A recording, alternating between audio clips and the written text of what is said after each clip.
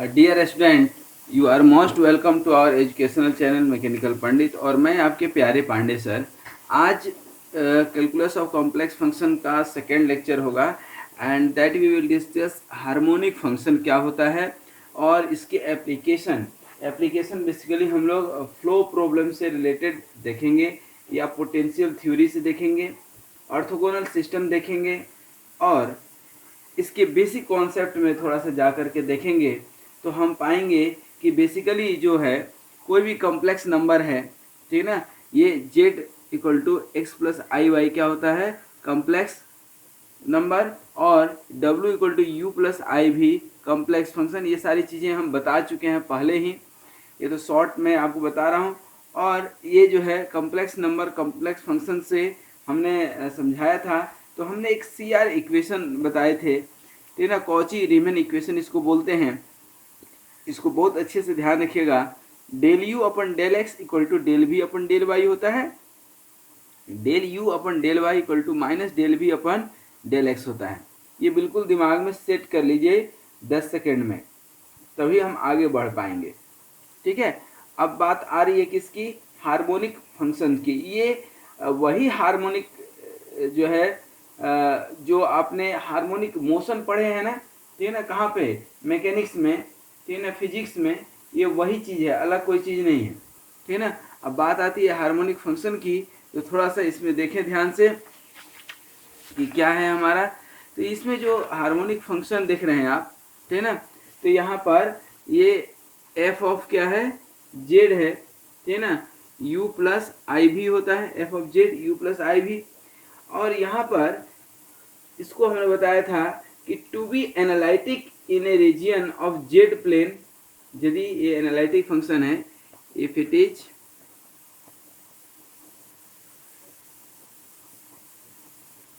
analytic function, if it is analytic function, then CR equation, Cauchy Riemann equation, then CR equation क्या था, अभी आपको बताए थे कि del U upon del x equal to del V upon क्या होता है, डेल वाई, ठीक है, और del U upon del Y equal to होता है माइनस डेल वी अपान क्या, डेल एक्स, सही है।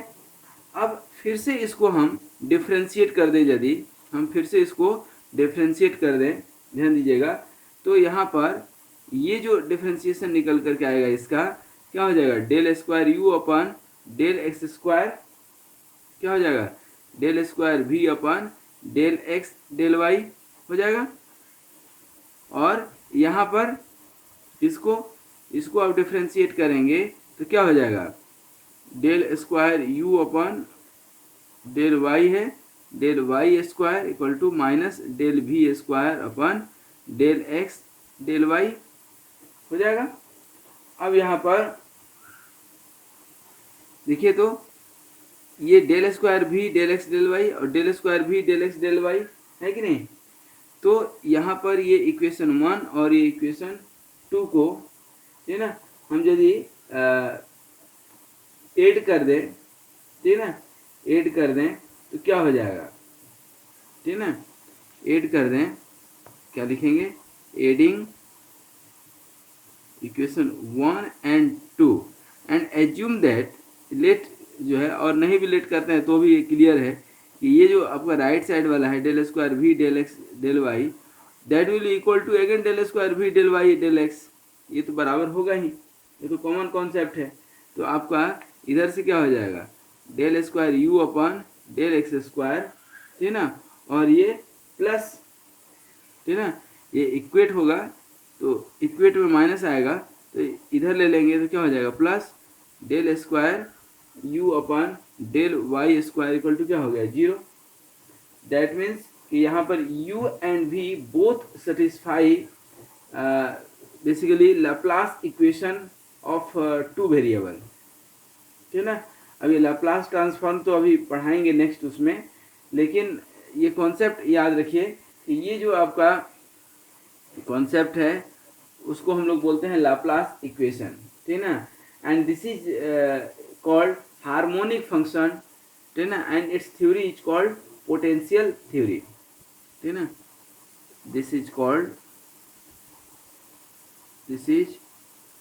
called harmonic. This is called harmonic function. This is called harmonic function, and theory is called potential theory.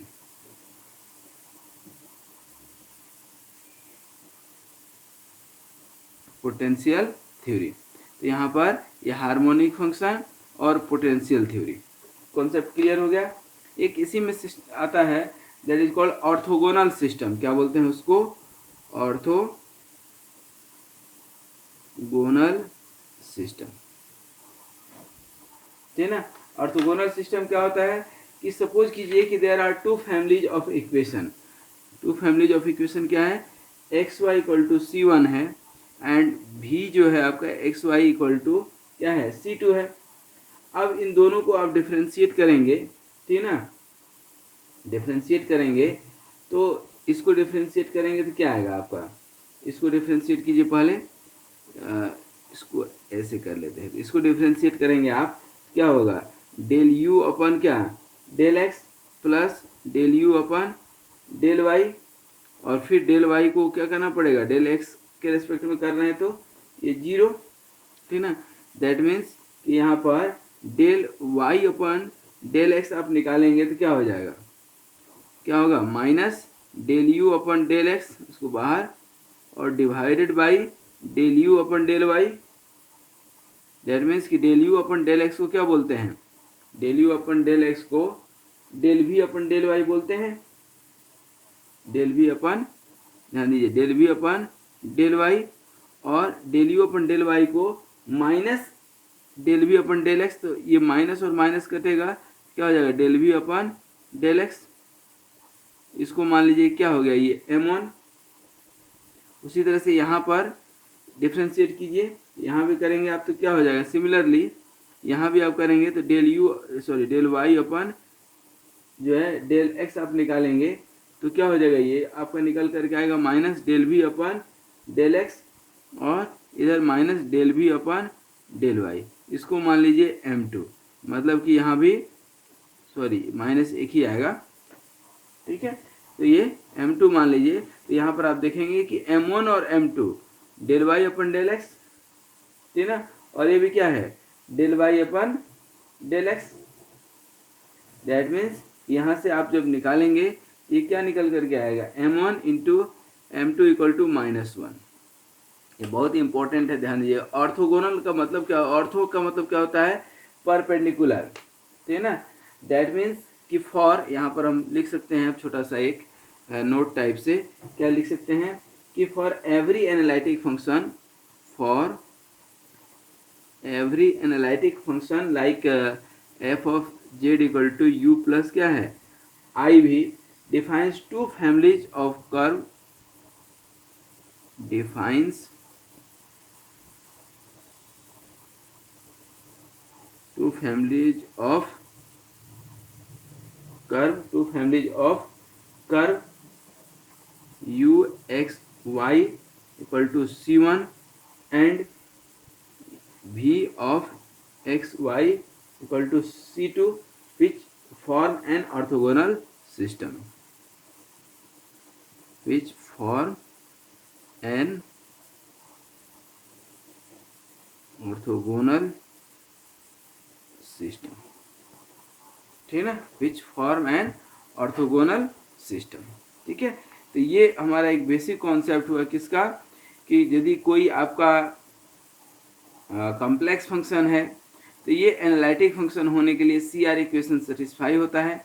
उसको एक बार और यदि differentiate कर देते हैं तो ये आपका इक्वेशन बनता है, जिसको कि हम लोग लाप्लास इक्वेशन भी बोलते हैं। क्या बोलते हैं? लाप्लास इक्वेशन बोलते हैं, ठीक है। फिर ऑर्थोगोनल सिस्टम में भी हमने आपको बताया कि यदि कोई भी एक पर्टिकुलर हार्मोनिक फंक्शन का दो फैमिलीज ऑफ कर्व हो, अलग अलग कर्व हो, कर्व 1 एंड कर्व 2, तो इसको जब हम डिफ्रेंशिएट करते हैं तो देखते हैं कि एक कर्व दोनों ही एक दूसरे के क्या होते हैं? उसके स्लोप जो है एक दूसरे से परपेंडिकुलर होते हैं। ठीक है। अब इस हार्मोनिक फंक्शन का हम लोग एक एप्लीकेशन देखेंगे, that is to application to flow problems. ठीक है।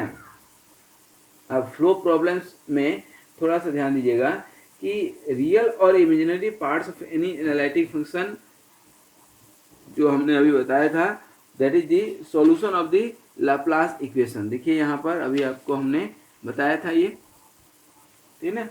these are the Laplace equation in two variable, and this is also called conjugate function that provide is solution to number of engineering problems basically you can say, ठीक है ना। अब इसका जो application है, just we see e rotational और rotational जो हमने वेक्टर कैलकुलस में आपको बताया है, ठीक है ना। तो फ्लो प्रॉब्लम्स में एक होगा रोटेशनल और एक होता है ई रोटेशनल। अब यहाँ पर क्या होता है, रोटेशनल मतलब जो मूव कर जाता है, ठीक है ना, फ्लो प्रॉब्लम, और दूसरा होता है जो मूव नहीं करता है, ठीक है ना। और इस हम बात करते हैं हमेशा किसकी, प्लेन की। किसकी बात करते हैं, प्लेन की। तो प्लेन की यदि हम बात करते हैं तो V X I plus V Y J, ठीक है ना, वी एक्स आई और we x J.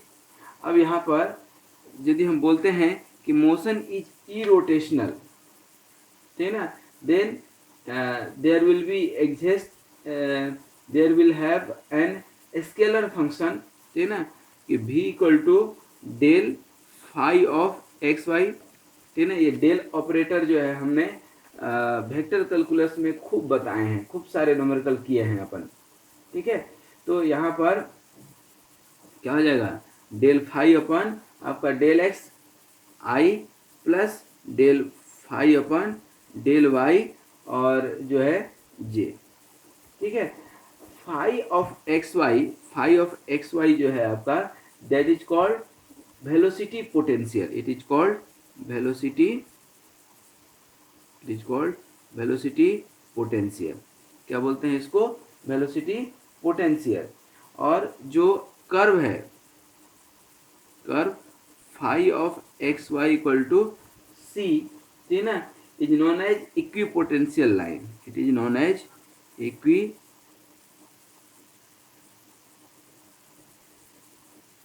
Equipotential line, ठीक है।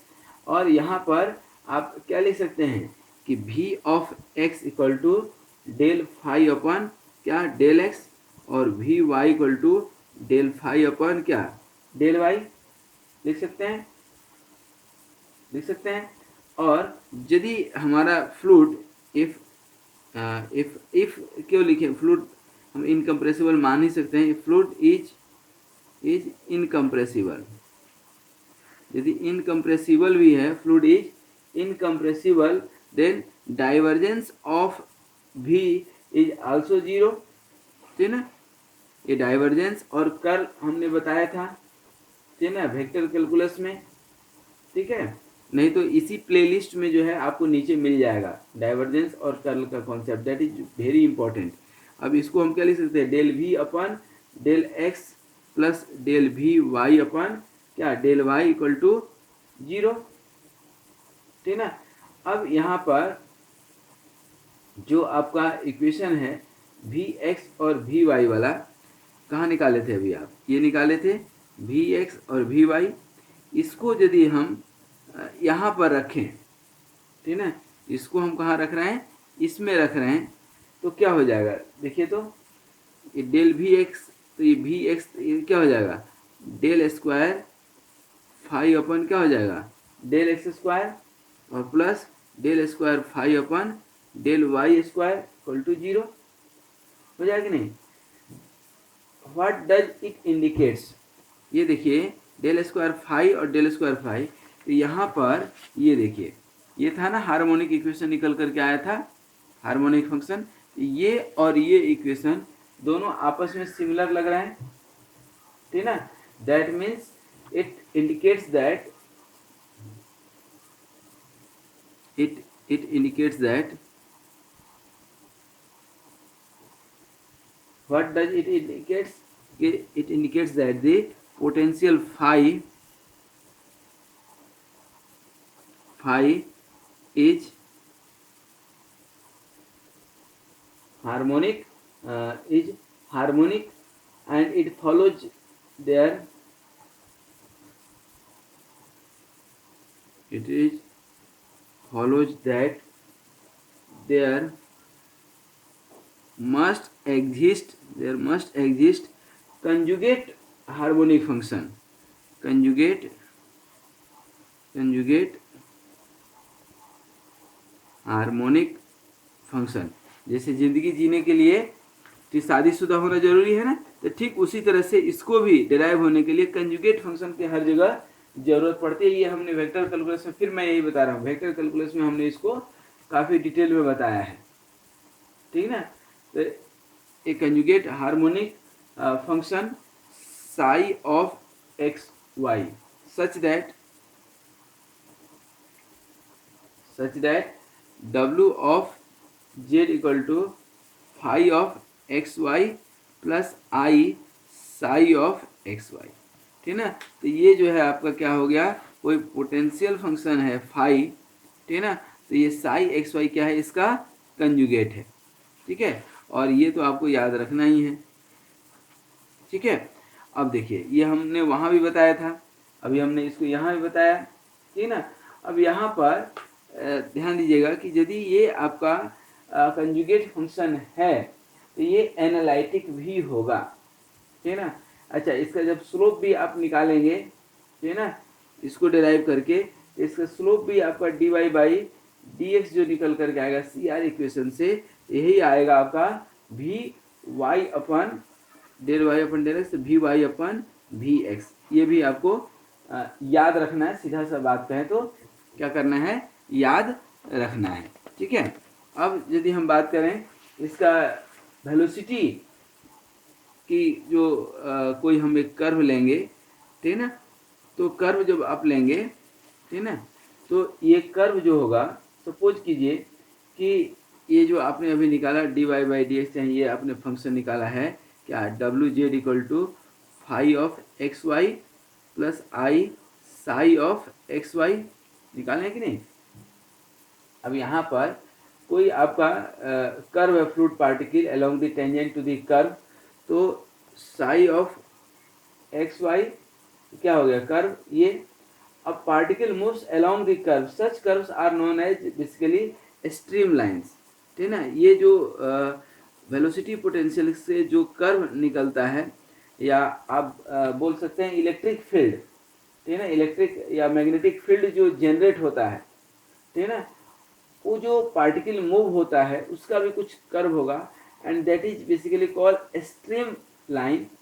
और इस स्ट्रीम लाइन को डिफाइन करने के लिए जो फंक्शन का यूज करते हैं उसको बोलते हैं स्ट्रीम फंक्शंस, ठीक है ना। अब ये equipotential line and stream lines are basically orthogonally related, ठीक है ना। तो इसको हम लोग बोलते हैं स्ट्रीम लाइन, और इससे जो हमारा इक्वेशन मैथमेटिकल इक्वेशन डेराइव होता है उसको बोलते हैं हम लोग क्या, स्ट्रीम फंक्शन, ठीक है ना। तो यहाँ पर एक चीज़ ध्यान दीजिएगा, स्ट्रीम फंक्शन मतलब क्या आपका, psi of x Y equal to c dash, ठीक है ना। अब यहाँ पर जो फाई ऑफ एक्स वाई था, ठीक है ना, वो क्या था, पोटेंशियल फंक्शन एंड, ठीक है ना, ध्यान रखिएगा, पोटेंशियल फंक्शन और साई ऑफ एक्स वाई ये क्या हो गया आपका स्ट्रीम फंक्शन, ठीक है ना। एंड बोथ आर ऑर्थोगोनल, मतलब दोनों एक दूसरे के परपेंडिकुलर होगा, ठीक है ना। जैसे बचपन से एक्स वाई आप परपेंडिकुलर होता देखते आए हैं कि नहीं, ठीक उसी तरह से वो भी जो है परपेंडिकुलर होगा। दैट मीन्स कि इसको आप लिख सकते हैं D W upon D Z equal to del phi upon क्या, del x plus I del psi upon del x. That means कि del phi upon del X minus I del psi upon क्या del Y, ये हमने proof भी किया है। Del psi upon del x equal to del phi upon del Y, और इसी को हम क्या लिख सकते हैं V X minus I we Y लिख सकते हैं कि नहीं। ये आपका एक इम्पॉर्टेंट पार्ट रहेगा जो कभी कभी न्यूमेरिकल में भी इसको हम डायरेक्ट यूज करेंगे, इसको हम डायरेक्ट यूज करेंगे, ठीक है ना, इस इक्वेशन को। ठीक है, दैट मीन्स कि the magnitude of the fluid flow, अब इसका वी एक्स और वी वाई रियल और इमेजिनरी पार्ट हो गया, तो मैग्नीट्यूड इसका क्या निकलेगा, क्या मैग्नीट्यूड ऑफ फ्लूइड फ्लो, तो इसका मैग्नीट्यूड ऑफ फ्लूइड अब देखेंगे तो क्या होगा square root of V X square plus V Y square, that means की mod of D W by D Z, यही निकलेगा ना, D W by D Z.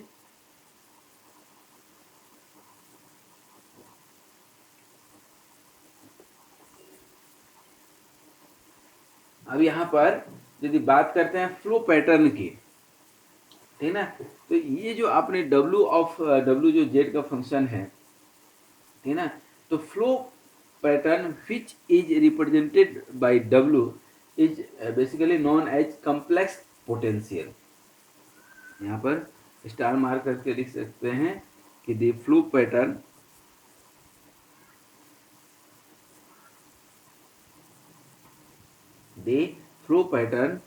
is fully represented by function w of z, which is known as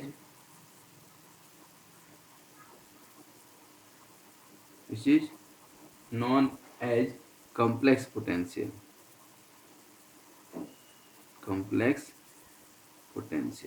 which is known as complex potential।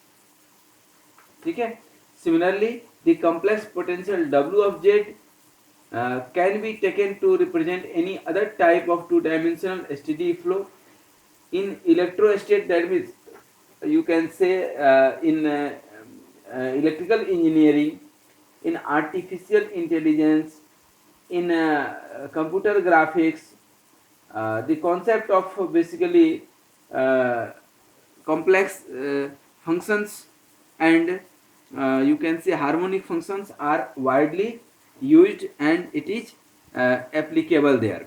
एक छोटा सा numerical करेंगे, उसके बाद हम लोग विदा लेंगे। क्वेश्चन है आपका, ठीक है ना, क्वेश्चन रहता है कुछ इस तरह से कि if there is a stream function, just if w equal to phi plus I psi, ये क्या पोटेंशियल फंक्शन और stream function represents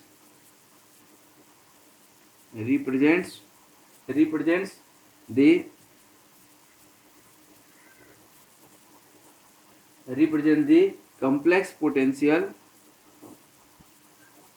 potential for an electric field and psi equal to x square minus y square plus x upon x square plus y square, then determine the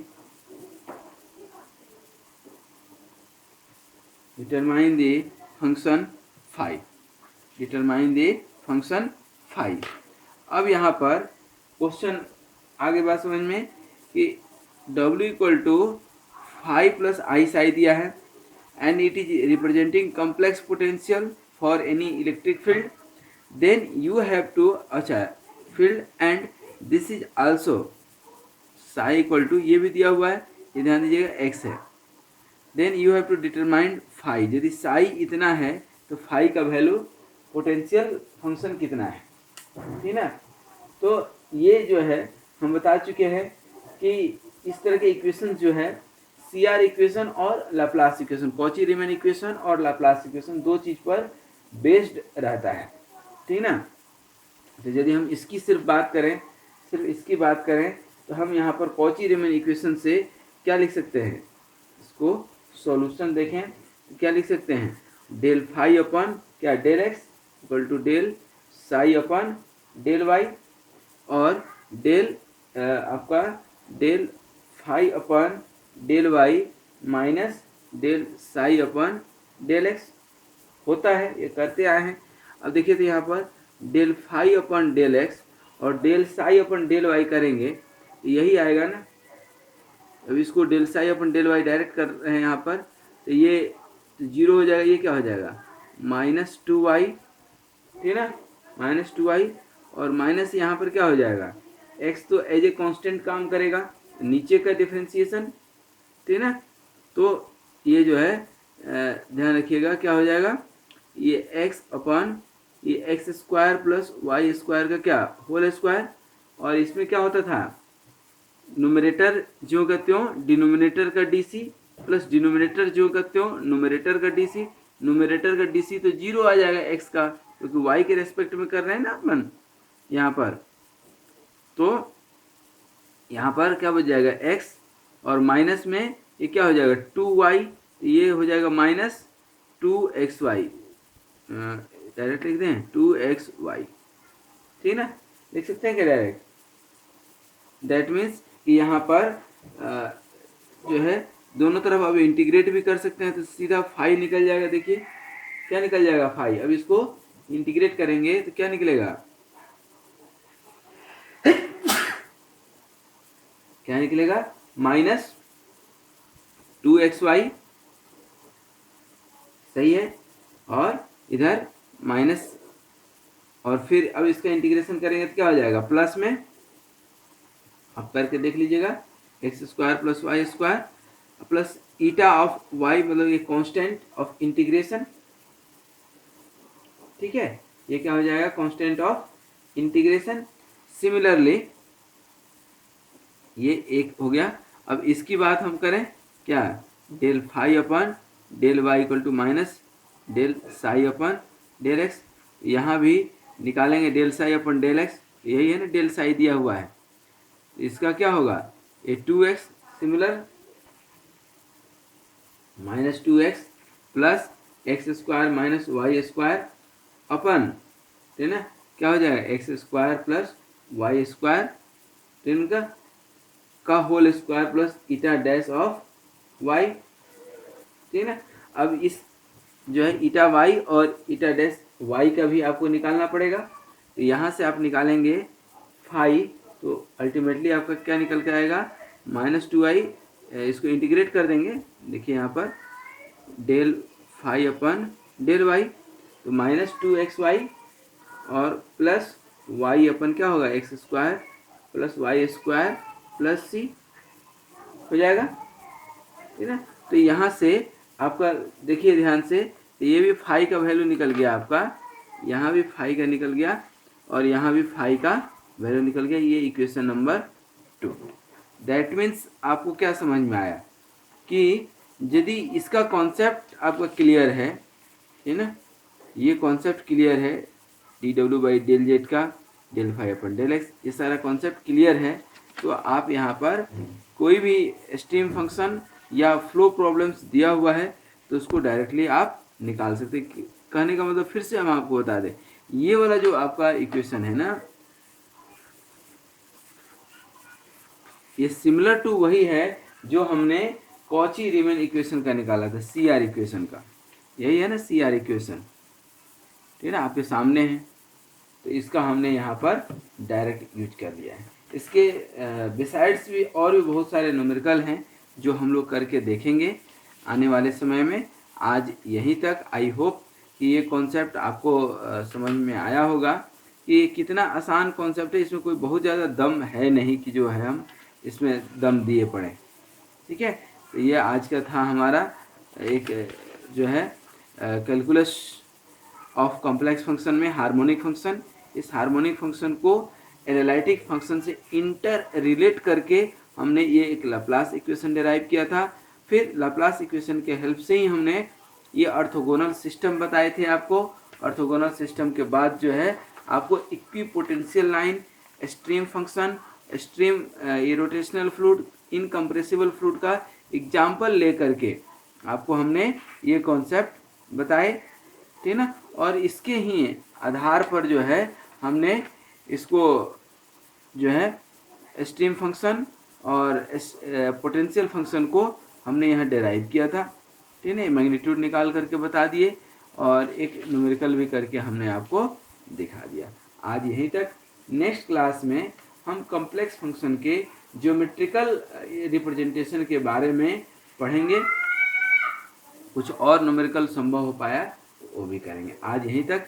thank you very much for watching this video. Be happy, be healthy and keep smiling.